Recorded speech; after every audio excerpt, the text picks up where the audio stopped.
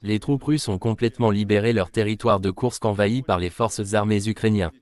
Le président Vladimir Poutine a reçu le rapport du chef d'état-major général, Valery Gerasimov, concernant la libération de la région de Koursk et ses implications sur l'opération militaire spéciale.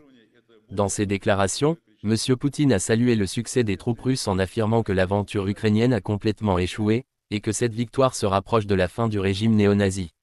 Les principales déclarations de Vladimir Poutine: je félicite tout le personnel, les combattants et les commandants pour leur courage, leur héroïsme et leur service à notre patrie.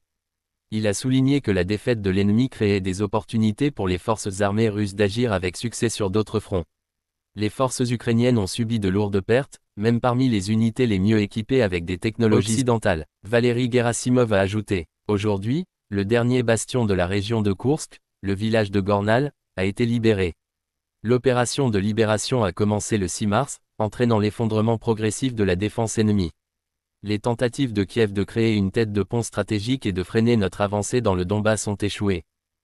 Les soldats nord-coréens ont également été salués pour leur contribution à la lutte contre les forces armées ukrainiennes.